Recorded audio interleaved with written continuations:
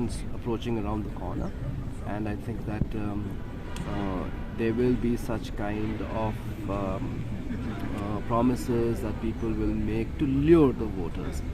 But here I think that what needs to be seen is the kind of deliverance of promises which the MDA-led the MDA government has delivered, and that is what is more important, because even anybody can go and make tall claims or tall promises and promise anyone the moon, but then at the end of the day, has TMC in their own state delivered on their promises?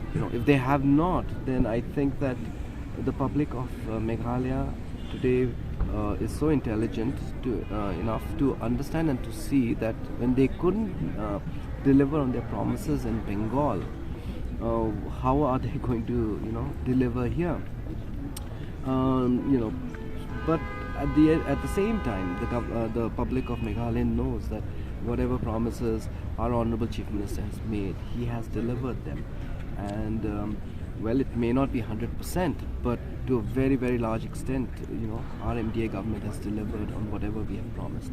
So I think that's what's more important than making tall claims and giving out promises and promising freebies to the people. I think that's very wrong. Secondly, I think that well, the intentions may be good, but then it would be nice on their part to elaborate further.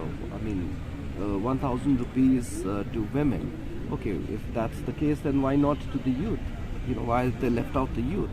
To bring up entrepreneurship for the youth. Why have they left out farmers? To help farmers.